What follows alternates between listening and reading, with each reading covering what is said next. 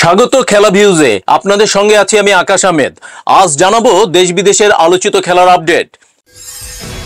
ভারতকে হারিয়ে যুব এশিয়া কাপে back to back champion Bangladesh. Rangpur রাইডার্সের কোচ হিসেবে প্রথম টুর্নামেন্টের চ্যাম্পিয়ন আশরাফুলের উচ্ছ্বাস। ভারতকে 10 উইকেটে হারিয়ে সিরিজে সমতায় ফিরল অস্ট্রেলিয়া। 147 বছরের ইতিহাসে প্রথম দল হিসাবে ইংল্যান্ডের অবিশ্বাস্য রেকর্ড। 100 বলের টুর্নামেন্টে খেলতে রাজি না ইংলিশরা। MLS এর বর্ষসেরা পুরস্কার মেসির, তবুও আক্ষেপ বিশ্বজয়ীর কণ্ঠে। এবং ভারতীয় অভিনেত্রীর সঙ্গে সম্পর্ক, মুখ খুললেন আফ্রিদি। এসব আপডেটের বিস্তারিত জানতে খেলা ভিউজের সঙ্গেই থাকুন। বাংলাদেশের শিরোপা জয়ে দুর্দান্ত বোলিং করেন ইকবাল হোসেন ইমন, আজিজুল করিম ও ফাহাদ। দলের বোলিং তোপে বড় কোনো জুটি গড়তে পারেনি ভারত, যে কারণে 300 বলে 199 রানের মামুলি স্কোর তাড়া করতে নেমে জয়ের বন্দরে নোঙর ফেলতে পারেনি ভারত। রোববার দুবাই আন্তর্জাতিক ক্রিকেট স্টেডিয়ামে টস হেরে প্রথমে ব্যাট করতে নামে বাংলাদেশ দল। বাংলাদেশ 200 রানের কাছাকাছি যেতে পেরেছে মূলত নবম উইকেটে ফরিদ হাসান ও আল ফাহাদের 31 রানের জুটিতে। 167 রানেই 8 উইকেট হারানো বাংলাদেশের শুরুটা অবশ্য আশা জাগানিয়েছিল। প্রথম ওভারে যুধাজিৎ গুহর বলে ছক্কা মেরে বাংলাদেশের রানের খাতা খোলেন জাওয়াদ আবরার। অন্য প্রান্তে কালাম সিদ্দিকী অবশ্য রান বের করতে পারছিলেন না। যুধাজিতের বলে আউট হন 16 বলে 1 রান করে। জাওয়াদও আউট হন পাওয়ার প্লে শেষ হতেই 20 রান করে। দলের সবচেয়ে বড় তারকা আজিজুল হাকিমও বড় ইনিংস খেলতে পারেননি, 16 রানে আউট হয়েছেন। আজিজুলের উইকেট বড় ধাক্কা হয়ে আসে বাংলাদেশের ব্যাটিং বিভাগে, কারণ এই টুর্নামেন্টে ব্যাট হাতে বাংলাদেশকে অনেকটা একাই টানছিলেন তিনি। 31.5 ওভারে 115 রানে 8 উইকেট হারায় ভারত।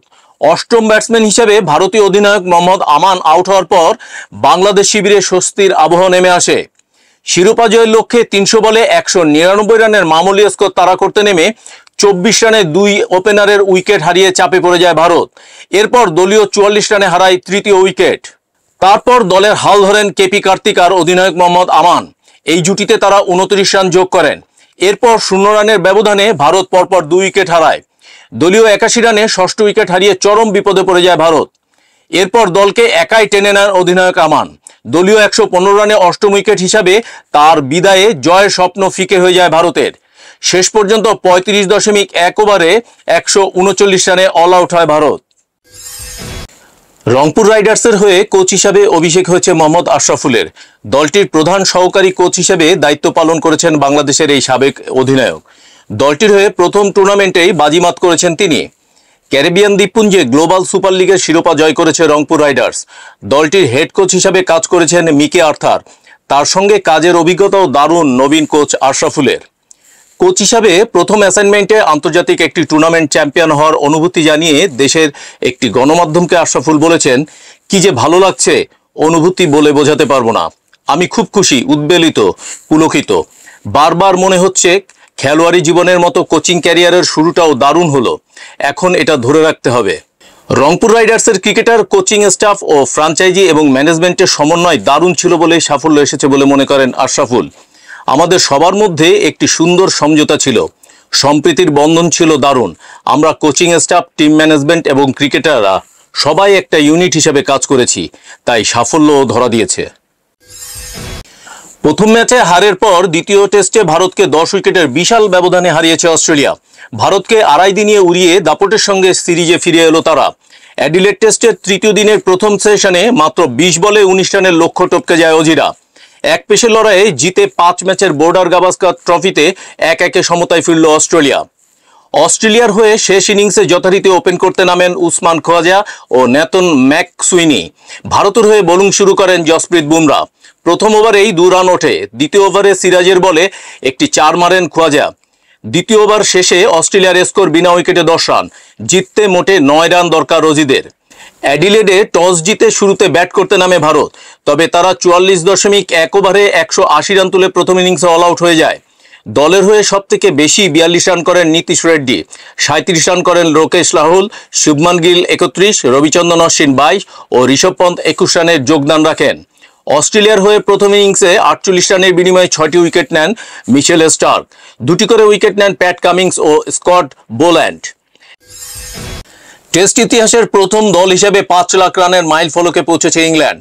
147 বছর, 717 জন খেলোয়াড় আর 18,900-র বেশি ব্যক্তিগত ইনিংস শেষে এই কীর্তি গড়েছে দলটি।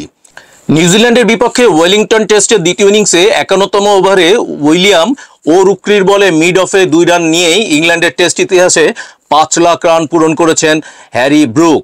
প্রায় 18,900 ব্যক্তিগত ইনিংস শেষে এই রান পূরণ করে ইংল্যান্ড। টেস্টে দলীয় সর্বোচ্চ রানের দিক দিয়ে ইংল্যান্ডের পরে অবস্থান অস্ট্রেলিয়ার। ইংল্যান্ডের মতোই 1877 সাল থেকে টেস্ট শুরু করলেও তাদের রান এখনো পর্যন্ত 4,28,000-এর কিছু বেশি। এই তালিকার তৃতীয় স্থানে আছে ভারত। 586 টেস্ট ম্যাচ শেষে তাদের রান 2,78,000-এর বেশি। আগামী বছর দ্য 100-এ নাও খেলতে পারে ইংল্যান্ডের 50 ক্রিকেটার। ইংল্যান্ড অ্যান্ড ওয়েলসের ক্রিকেট বোর্ডের নিয়ম মেনে নিতে পারছে না তারা, সে কারণে 100 না খেলার সিদ্ধান্ত নিতে চাইছেন 50 cricketer. England cricket board ECB নিয়ম অনুযায়ী কাউন্টি দলের সঙ্গে লাল বলের ক্রিকেট খেলার চুক্তি থাকলে বিদেশের টি-20 লিগে খেলার ছাড়পত্র দেওয়া হবে না। অর্থাৎ কাউন্টি ক্রিকেট বা ইংল্যান্ডে প্রথম শ্রেণীর ঘরোয়া ক্রিকেটের সময় যদি অন্য দেশের টি-20 লিগ থাকে তাহলে লাল বলের ক্রিকেটই খেলতে হবে ইংরেজ ক্রিকেটারদের। সেই সঙ্গে 100-এর সময় যদি অন্য দেশের লিগ থাকে তাহলেও ছাড়পত্র দেওয়া হবে না। ছাড় দেওয়া হবে সেই ক্রিকেটারদের যাদের কাউন্টি দলের সঙ্গে শুধু সাদা বলে খেলার চুক্তি রয়েছে। ইসিবির এই নিয়ম মানলে ইংল্যান্ডের ক্রিকেটারদের অনেক দেশের লিগেই খেলা হবে না।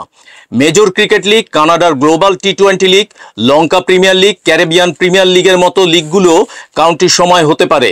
তবে অদ্ভুতভাবে ভারতের আইপিএলকে এই তালিকায় রাখা হয়নি। অর্থাৎ কাউন্টি না খেলে আইপিএল খেলতে চাইলে ছাড়পত্র দেবে ইসিবি।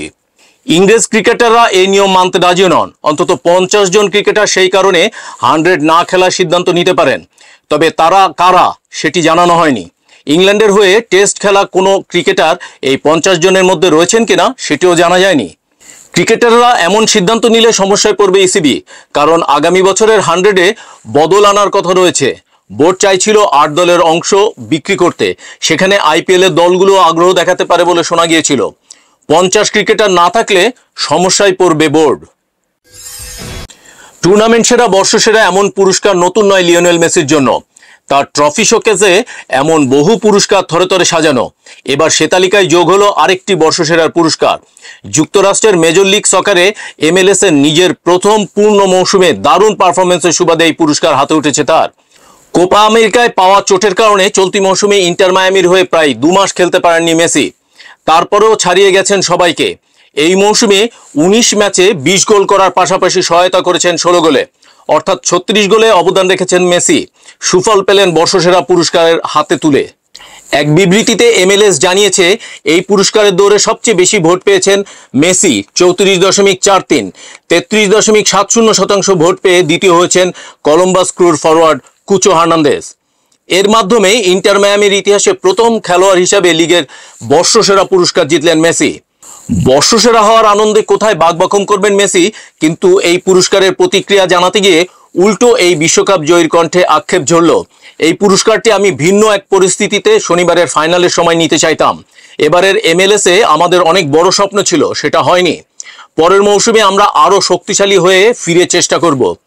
মেসির দুর্দান্ত পারফরমেন্সের পরও চ্যাম্পিয়ন্স নির্ধারণের প্লে অফ পর্বে মায়ামির যাত্রা থেমেছে। শনিবার শিরোপা নির্ধারণী ফাইনালে মুখোমুখি হবে লস অ্যাঞ্জেলেস গ্যালাক্সি ও New York Red Bulls. Bollywood অভিনেত্রী সোনালী বেন্দ্রের সঙ্গে সম্পর্ক নিয়ে দীর্ঘদিনের গুঞ্জনের বিষয়ে অবশেষে মুখ খুলেছেন পাকিস্তানের সাবেক অধিনায়ক শহীদ খান আফ্রিদি। সম্প্রতি আর্থস কাউন্সিলের 17তম উর্দু আন্তর্জাতিক সম্মেলন এবং করাচি ফেস্টিভ্যালে এক বিশেষ সেশনে এই প্রসঙ্গে তাকে প্রশ্ন করা হলে আফ্রিদি হেসে বলেন, এখন তো আমি দাদা হয়ে গেছি। মূলত এই মন্তব্যের মাধ্যমে তিনি আলোচনাটি হালকাভাবে এড়িয়ে যান। একান্ত ব্যক্তিগত এই প্রশ্নের জবাবে 47 বছর বয়সী সাবেক এই অধিনায়ক আরও বলেন, যদিও আমি এখনও নিজেকে দাদা হিসাবে মেনে নেইনি, আমি তখনই দাদা হিসাবে বিবেচিত হব যখন আমার পঞ্চম কন্যার ঘরে সন্তান হবে। সম্প্রতি শহীদ আফ্রিদির বড় কন্যা একটি পুত্র সন্তানের জন্ম দেন। পাকিস্তান জাতীয় দলের অন্যতম পেসার শাহিন শাহ আফ্রিদি তার জামাই। উল্লেখ্য, বছরের পর বছর ভারতীয় অভিনেত্রী সোনালী বেন্দ্রের সঙ্গে শহীদ আফ্রিদি এবং শোয়েব আখতারের সম্পর্ক নিয়ে জল্পনা কল্পনা চলে আসছে। যদিও পাকিস্তানি এই দুই ক্রিকেটারই এসব গুঞ্জন বরাবরই অস্বীকার করে আসছেন। এদিকে ক্যান্সারজয়ী 49 বছর বয়সী বলিউড অভিনেত্রী সোনালী বেন্দ্রে 2002 সালে চলচ্চিত্র পরিচালক গোল্ডি বেহলকে বিয়ে করেন। তাদের রণবীর নামে একটি ছেলেও রয়েছে। এই ছিল এখনকার মতো। খেলার আরো আপডেট জানতে চোখ রাখুন অফ স্পোর্টসের ফেসবুক পেজে এবং সাবস্ক্রাইব করুন অফ স্পোর্টসের ইউটিউব চ্যানেলে। অফ স্পোর্টসের সাথেই থাকুন।